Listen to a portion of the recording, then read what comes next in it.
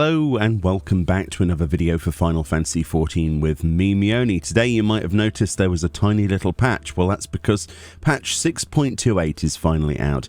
And with it came the new data center, as you can see on the North American data centers, Dynamis. Along with that comes 4 new servers, Halicarnassus, Madwin, Marilith and Seraph.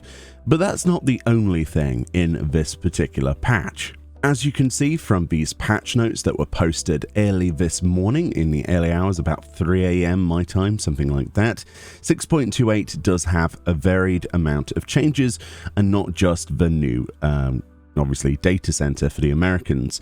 We have battle system changes for both PvP and PvE, the Crystalline Conflict information, some item changes, system and resolved issues. So let's go through this as quick as we possibly can. First of all, we've got PvE changes. So if you're wanting to have significant changes to your jobs for PvE, those are not going to be here. Those are going to be in 6.3 when they can address them in a much larger patch. For the most part, this is just all potency changes. So if you're looking for a small sticker to sort of slap on the side to hold back the problems, then this is basically it. So we've got Warrior. First of all, we've got Fellcleave. We've got potency increases to 490 on Fellcleave. We've got Upheaval up to 370 from 360. So that should hopefully help Warriors. It's not going to be a massive change, but of course increases to DPS are always welcome. For Reaper, we've got Lemur's Slice increased to 220 potency from 200. Plentiful Harvest, we've got an increase of the potency from 520 to 800. That's actually been changed to 720 to 1000 potency, so that's a significant change to Plentiful Harvest, at least in potency. And Communio has basically gained another 100 potency. These are probably not going to be the potencies that are required to really bring this up, but I don't think the real answer to any of these jobs here is necessarily long-term potency changes, which they already admit, which is why we're looking forward to 6.3. Bard, then, the only change is Imperial Arrow. We've got basically another 30 potency on that to 230. Machinist, then. So Machinist has a bit of a short straw at the moment. As you can see, there's quite a few things been boosted. Heat Blast is up to 200 potency from 180. 600 potency on Drill from 580. Same thing for Air Anchor, up to 600 potency. Wildfire, potency for each weapon skill landed has been increased from 220 to 240. And Chainsaw has a 600 potency now, up from 580. Will this mean the biggest changes ever to Machinist? Of course not. Those will be, like we say, in a major patch, but this is like a stopgap. They've noticed that they are behind, and that's their way of addressing it for now. Black Mage, then, very interesting changes here. Foul has their potency increase up to 600 from 560, which is quite large, and Xenoglossy up to 800 from 760. Those two I can kind of understand. And then there's Enochian. Improvements to Enochian's magic damage increase has been changed from 20% to 21%. I'm not really sure why they would give you an extra 1% on Enochian. I suppose I mean, will it really make that much difference? I don't know. I've no idea. It seems a little bit random to me. Now we've got Summoner, Fester up to 340 potency from 300, Inferno up to 750, so an extra 50 potency on that, and then they've give you 50 potency extra on Earth and Fury and Aerial Blast as well.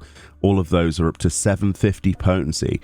That's going to be quite significant. Obviously Summoner underperforming slightly at the moment, well, quite a bit. Yeah, without any major changes, I don't think there's a better way of addressing this. And then we have 2 more. We've got Red Mage with Enchanted Riposte up to 280 potency from 220. Enchanted Zwerchao is up to 150 potency, with its combo potency up to 340 from 290. Enhanced Redoublement potency is up to 130 from 100, and the combo potency is up to 500 from 470. And Red Magic Mastery 3 now increases the potency of Enchanted Riposte, Enchanted Zwerchao, and Enchanted Redoublement. I have absolutely no idea how that's going to look in terms of raw draw numbers, and I can't wait to see what that has done. Red Mage is slightly underperforming at the moment, isn't it? Quite in a large way. And then finally, Sage. We've had a buff, quite a significant buff, potency-wise, to Phlegma 3. We before had 510 potency, it's now up to 600. That's, 90 extra potency on Phlegma. That's quite big, actually. So, yeah, I'll be surprised to see how much more that is going to be in terms of numbers. For PvP changes, we're not going to draw too much attention to this. I want you to come here and read this yourself. But for the most part, again, we have potency changes across the board to Dark Knight. These are obviously buffs: Gunbreaker, Monk, Ninja, Bard, Machinist, Dancer, Black Mage, Summoner, Red Mage, White Mage, and Astrologian. There's not really anything too major to talk about. I would say that White Mage's Afflatus Misery in PvP has been reduced to 25 yarms from 30 is quite significant, and same with Miracle Nature being reduced to 10 yarms. But yeah, really, there's not too much to talk about there. I advise you come here, click on the link in the description, and you'll see for yourself. Crystalline Conflict, obviously Season 3 has ended, so if you want to go get your rewards, depending on how far you got in Ranked, personally, I only managed to get Silver with all of the other stuff I had to do this time around. You can go to the Wolf's Den Pier and get that, and Season 4 has already begun. Of course, you can click on the rewards section and see what Season 4 gives you as rewards. And then finally, towards the end, we have this stuff. It says, the following items are now dyeable. The Valerian stuff and the Zenobian stuff. This is all stuff from Castrum Urbania, right? Or at least versions of it. There are already versions in the game that are dyeable of some of this stuff. However, it is kind of like a sort of jumbled version of a lot of that gear. A lot of people are saying this is in relation to Tactics Ogre Reborn, which is getting a remaster, right? That's releasing later this year, I believe. And this gear is in obviously direct reference of that. In fact, there is included with that a new screenshot contest, so they've done this. So yeah, definitely go check out some of those old pieces. They are now dyeable, even though some you might have seen before. At least you can get these that are dyeable as well. Very cool stuff. I always like to see new stuff being dyeable added, retroactively to stuff in the game. System changes then. Obviously, the biggest one is Dynamis, and it's 4 servers. Of course, you can click on the expansion of the North American Data Center to find more details on this and the various benefits. But one of the major benefits is having less people on there, right? So if that's something you want to go and explore, then make good use of the new lands available. And then the resolved issues, which we won't dwell on too much. These are mostly just bug fixes and bits and pieces.